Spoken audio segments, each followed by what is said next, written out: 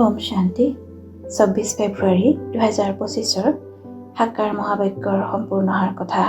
মৰমৰ সন্তানসকল, এই আত্মিক হস্পিটালে তোমালোকক আধা কল্পৰ বাবে সৰ্বদা স্বাস্থ্যৱান কৰি তুলিব।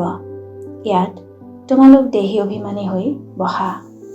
প্ৰশ্ন: পেছাগত কাম কাজ আদি কৰিও কোনটো নিৰ্দেশনাৰ স্মৃতি উঠিত থাকিব লাগে? উত্তৰ: পিতাৰ নিৰ্দেশনা হৈছে তোমালোকে কোনো সাকাৰ বা আকাৰক স্মৰণ নকৰিবা, একমাত্ৰ পিতাৰহে যাতে স্মৃতি থাকে, তেতিয়া বিকৰ্ম বিনাশ হ'ব। এই ক্ষেত্ৰত কোনেও এনেকৈ ক'ব নোৱাৰে যে আজৰি নাই, সকলো কৰিও স্মৃতিত থাকিব পাৰা।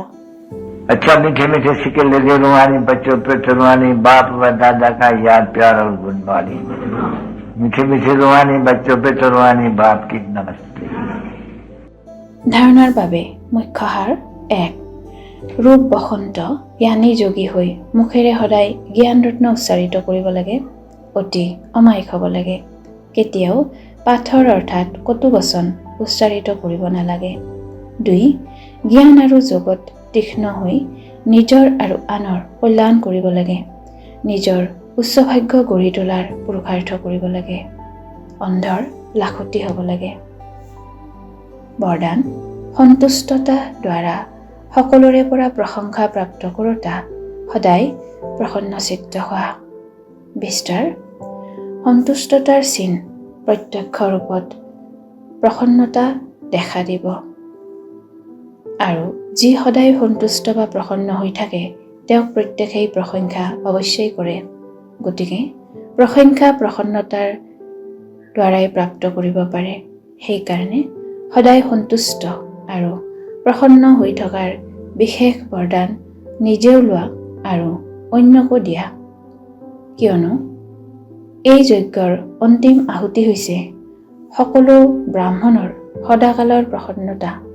যেতিয়া সকলো সদায় প্ৰসন্ন হৈ থাকিব, তেতিয়া প্ৰত্যক্ষতাৰ আৱাজ গুঞ্জৰিত হ'ব, অৰ্থাৎ বিজয়ৰ পতাকা উৰিব।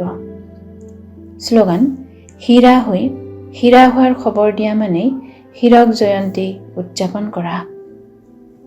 একান্ত প্ৰিয় হ'বলৈ, একতা আৰু একাগ্ৰতা ধাৰণ কৰিবলৈ আজিৰ অব্যক্ত সংকেত। একান্তবাসী হোৱা অৰ্থাৎ চাৰিওফালৰ প্ৰকম্পনৰ পৰা ঊৰ্ধ্বত গুচি যোৱা। বহুত এনেকুৱা থাকে যাৰ একান্ত পচন্দ নহয়। সংগঠনত থকা, হাঁহি ধেমালি কৰা, কথা কোৱা অধিক পচন্দ কৰে, কিন্তু এয়া হৈছে বহিমুখতাত অহা। এতিয়া নিজক একান্তবাসী কৰি তোলা অৰ্থাৎ আকৰ্ষণৰ প্ৰকম্পনৰ পৰা অন্তৰ্মুখী হোৱা। এতিয়া এনেকুৱা সময় আহি আছে যে এইটো অভ্যাসেই কামত আহিব। যদি বাহিৰৰ আকৰ্ষণৰ বশীভূত হোৱাৰ অভ্যাস থাকে, তেন্তে সময়ত প্ৰতাৰণা কৰি দিব। ওম শান্তি।